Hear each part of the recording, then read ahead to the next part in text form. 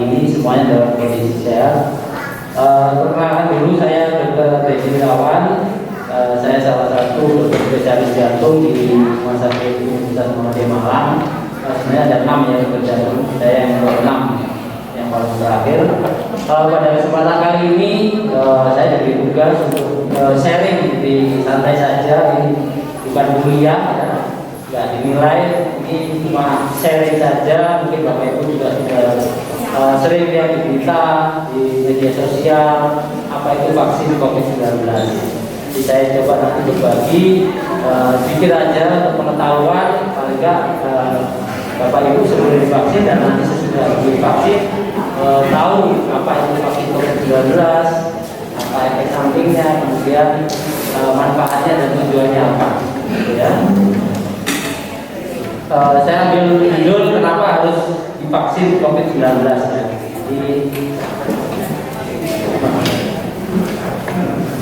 Yang pertama dari data dan fakta ini terakhir saya ambil update tanggal 21 Mei 2021. Jadi kenapa sampai sekarang kita harus vaksin, karena memang sampai saat ini status pandemi global COVID ini masih tetap ada, dan di sekitar kita juga COVID juga masih banyak ya, meskipun relatif sudah menurun ya. Tapi biasanya setelah efek libur panjang, lebaran 2 minggu setelahnya itu baru bisa dirasakan efeknya. Apakah nanti memang ada peningkatan atau masih tetap turun ya, kita tunggu. Data terakhir harian COVID itu masih sekitar 5.000 nasional ya,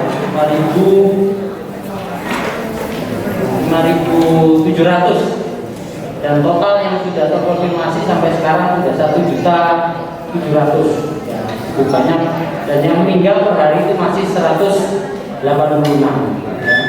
ya. Ini saya sajikan untuk yang mengingatkan kita aja bahwa COVID belum berakhir, COVID masih ada di sekitar kita.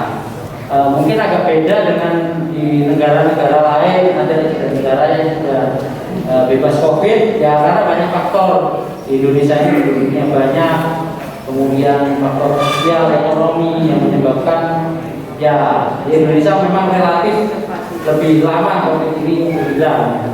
Tapi ya salah satu upaya yang kita lakukan saat ini adalah dengan melakukan vaksinasi. Apa itu vaksin COVID? Jadi vaksinasi ini adalah proses di dalam tubuh di mana seseorang akan terbentuk kekebalan atau imun, kekebalan atau imun yang melindungi dari penyakit dalam hal ini COVID setelah divaksin. Jadi Bapak Ibu, tujuannya divaksin itu adalah untuk membentuk kekebalan tubuh, ya, kekebalan tubuh terhadap COVID-19.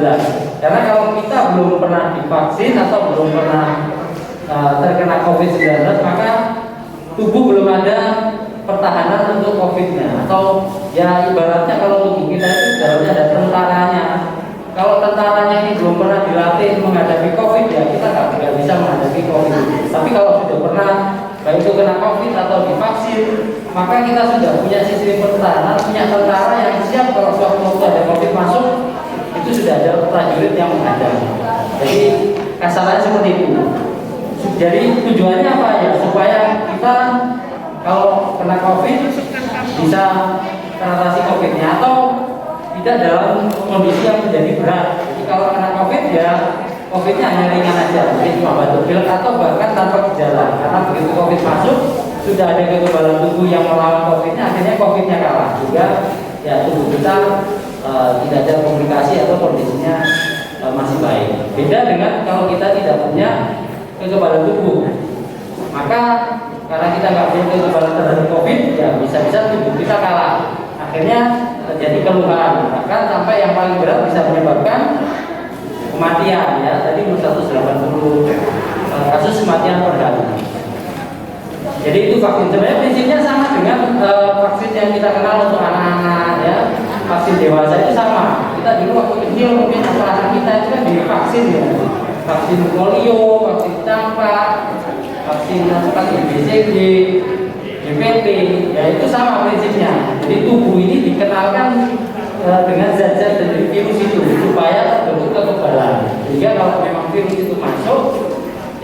sudah ada pertahanannya sehingga tubuh kita menang melawan virus. Itu sama prinsipnya dengan ya anak-anak kita kalau divaksin gitu ya. Ya tujuannya seperti itu. Nah, tujuan dari vaksin itu sendiri apa? Jadi ada 5. Yang pertama memang untuk mengurangi penularan atau transmisi COVID. Kalau untuk membuat menghentikan penularan memang tidak bisa, karena vaksin tujuannya bukan itu. Tapi kalau dengan adanya vaksin, tubuh kita punya kekebalan, begitu kita ada virus COVID masuk dalam tubuh kita, dikalahkan oleh tubuh kita, akhirnya kita jadi sembuh. Ya, kita tidak menyebarkan virus kemana-mana. Beda kalau kita tidak punya kekebalan, maka virus akan mengalahkan tubuh kita dan kita tidak tahu. Misalnya kalau kita mengandung virus, kita menyebarkan kepada orang lain. Nah, dengan adanya vaksin ini nanti bisa mengurangi penularan dari orang ke orang yang sudah divaksin. Kemudian yang kedua, seperti saya sampaikan, menurunkan angka kesakitan dan kematian.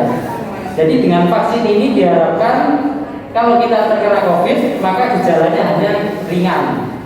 Jadi tidak sampai menyebabkan gejala yang berat, misalnya gagal nafas sampai pasang ventilator ya, atau bahkan meninggal. Jadi tujuannya itu mengurangi kesakitan dan kematian. Kemudian yang ketiga, nah ini juga penting karena kalau kita mau memberantas COVID, ini harus terbentuk herd immunity atau kekebalan kelompok di masyarakat.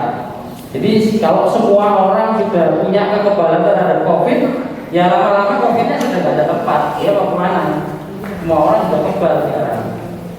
Jadi akhirnya apa ya? Dengan sendirinya COVID akan hilang, ataupun kalau ada mungkin sangat kecil. Ya makanya targetnya memang harusnya seluruh penduduk Indonesia ya divaksin, baik yang lansia, usia 18 tahun ke atas, atau bahkan nanti anak-anak. Cuma memang karena ini penyakit baru, butuh waktu untuk penelitian untuk membuat vaksin, khususnya untuk misalnya anak-anak. Itu kan butuh penelitian khusus, sampai sekarang masih berjalan penelitiannya. Nanti ke depan masih ada vaksin untuk COVID untuk anak-anak. Ya, untuk yang saat ini memang masih dewasa karena penelitiannya baru dilakukan pada orang dewasa. Kemudian yang keempat, ya melindungi dan memperkuat sistem kesehatan secara menyeluruh. Ya ini kurang lebih sama dengan herd immunity ya. Dan melindungi masyarakat, nah ini yang penting juga supaya ya kita bisa hidup kembali secara normal. Sekarang kan rasanya masih belum normal ya. Mau keluar kota aja terus dicek swab antigen, kemana-mana pakai masker, biar mau ke keramaian takut. Ini kan efeknya adalah sosioekonomi. Jadi ekonomi pasti terganggu, hubungan sosial juga jadi beda dibanding sebelumnya. Nah nanti dengan vaksin ini kalau targetnya semua bisa terlaksana, tervaksin semua, maka ya harapannya kita bisa kembali hidup seperti sebelum vaksin, sebelum COVID. Jadi kembali normal, kondisi ekonomi kembali normal, kita bisa rekreasi, kita bisa jalan-jalan ke mall tanpa takut kena COVID. Itu makanya peran dari Bapak Ibu sekalian yang mau vaksin COVID itu cukup besar untuk kepentingan bersama. Jadi vaksin ini bukan hanya untuk diri kita sebenarnya, tapi untuk keluarga kita, tetangga-tetangga kita, dan seluruh masyarakat Indonesia. Ya kalau bayangkan kalau banyak orang yang nggak mau divaksin, maka tidak akan terbentuk antibody immunity. Akhirnya ya COVID nggak akan habis-habis, karena masih banyak orang yang belum divaksin. Jadi nanti minta tolong disampaikan juga ke keluarga, tetangga yang mungkin masih belum mau divaksin, ya nanti diberikan informasi ini bahwa tujuannya bukan untuk diri kita sendiri, tapi untuk orang lain di sekitar kita dan untuk seluruh Indonesia. Nah kemudian siapa yang harus divaksin? Ya ini memang butuh proses karena tidak mungkin seluruh penduduk Indonesia dalam satu waktu yang bersamaan divaksin. Vaksinnya juga nggak ada, terbatas. Kita juga mencari vaksin tidak mudah. Jadi untuk mendapatkan vaksin harus bersaing, karena kan semua negara butuh vaksin. Sementara produsen juga terbatas. Makanya akhirnya pakai skala prioritas. Jadi pada akhirnya semuanya harus divaksin. Tapi karena keterbatasan maka akan terbagi-bagi. Jadi prioritas pertama yang awal-awal bulan Januari dulu sudah dilakukan yaitu kepada tenaga kesehatan dan tenaga penunjang kesehatan yang lain. Kenapa ya? Ini karena memang orang-orang yang langsung terpapar dengan COVID, ya bisa dibayangkan kalau kita kerja di rumah sakit, kita bertemu dengan pasien setiap hari, baik itu pasien COVID atau pasien yang kita nggak tahu itu dia COVID atau enggak. Nah kalau kita nggak divaksin, maka kita bisa juga akhirnya menjadi sumber penularan untuk orang lain. Makanya itu di mana-mana juga prioritas pertama pasti tenaga kesehatan, dan ini sudah jalan sejak Januari sampai Februari, Maret kemarin sudah divaksin semua. Kemudian yang kedua, kelompok lanjut usia. Disebut lansia di sini lebih dari 60 tahun ya. Kenapa? Karena dari data Satgas Covid yang pernah saya baca, orang dengan usia tua ya di atas 60 atau dengan penyakit penyertanya disebut komorbid ya, jadi yang sering hipertensi, diabetes, penyakit jantung, stroke, itu kalau terkena COVID, resiko kematiannya meningkat 9 kali lipat, ya, 9 kali lipat dibanding orang yang di bawah 60 tahun atau tidak punya penyakit apa-apa. Misalnya udah 30 tahun kena COVID biasanya nggak ada keluhan, atau paling ya cuma batuk pilek, isolasi mandiri selesai. Tapi kalau orang dengan penyakit penyerta dan usianya tua 60 tahun ke atas, itu kalau kena COVID biasanya menjadi berat, lebih sering 9 kali lipat menjadi berat. Berat itu artinya apa? Sampai dirawat di ICU, pakai alat bantu nafas, dan bahkan sampai meninggal. Nah itu memang pengalaman saya waktu di RSSA juga. Kalau sudah masuk COVID, kemudian usia tua dan penyakitnya banyak ya, kalau itu darah tinggi, diabetes, itu kebanyakan tidak tertolong. Ya karena memang kondisi tubuhnya lemah. Karena kunci utama dalam melawan virus itu kan antibodi, kekebalan tubuh. Beda kalau karena bakteri, karena jamur itu dikasih obat antibakteri, anti jamur bisa. Tapi kalau virus itu yang utama adalah kekebalan tubuh. Kalau kekebalan tubuh kita bagus, dia akan sembuh sendiri, tidak akan menjadi berat. Nah, ini pentingnya pada lansia atau orang dengan penyakit penyerta harus divaksin, dan bahkan jadi prioritas utama setelah tenaga kesehatan. Karena itu kasihan kalau bapak ibu yang lansia itu kena COVID, resiko meninggalnya tinggi.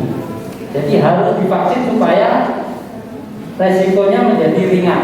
Penyakitnya kalau kena COVID jadi ringan atau bahkan tidak bergejala. Cuma memang dengan syarat, kalau dengan penyakit penyerta misalnya hipertensi ya harus dalam kondisi tensinya stabil di bawah 180. Kalau diabetes ya gula darahnya terkontrol.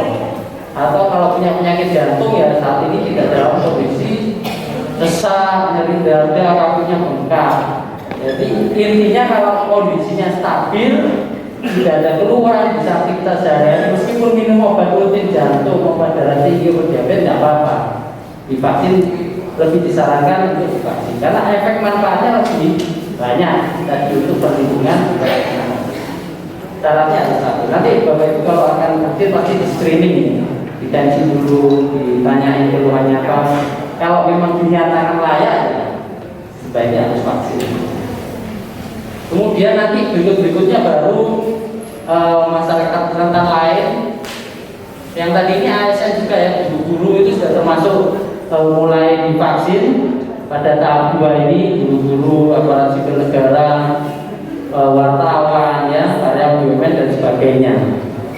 Terakhir kalau nggak salah sampai kemarin itu saya dengar 16 juta sudah divaksin yang pertama ya. Vaksin yang pertama, jadi sudah 16 juta orang di Indonesia, ya sudah lumayan. Tapi karena penduduk Indonesia 200 juta lebih ya masih jauh dari kita. Paling nggak misalnya 75% tercapai untuk immunity itu ya sebenarnya masih jauh. Tergantung nanti ini berikutnya kalau pengadaan vaksinnya bisa cepat banyak, kemudian bisa mengadakan seperti ini vaksin massal lebih sering ya mungkin bisa tercapai lebih cepat. Karena targetnya 1 juta orang divaksin setiap hari di dunia, tapi itu ya cukup berat. Nah nanti baru terakhir, ya ini yang saya bilang tadi, kelompok masyarakat yang usia 18 tahun ke atas, dan sebenarnya ada juga anak-anak. Anak-anak itu di luar negeri sudah jalan penelitiannya untuk vaksin COVID pada anak, tapi memang masih belum ada vaksinnya, masih proses penelitian. Jadi kurang lebih ya ini target siapa yang harus divaksin. Intinya sebenarnya semuanya, cuma mungkin bertahap sesuai dengan prioritas orang yang lebih beresiko terkena COVID, atau kalau terkena COVID itu menjadi parah, itu yang diutamakan. Jadi yang mungkin yang masih muda-muda memang prioritas belakangan, karena ya kita di kekebalan tubuhnya relatif bagus dan tidak punya penyakit penyerta yang lain. Kalau Bapak Ibu punya saudara atau tetangga, nanti diinfokan ya, misalnya dia punya takut, kadang-kadang takut saya punya sakit jantung, takut divaksin. Harusnya lebih takut kalau dia kena COVID. Ya kalau dia kena COVID bisa kondisinya parah. Kalau divaksin ya paling nanti ada efek sampingnya, nanti saya jelaskan.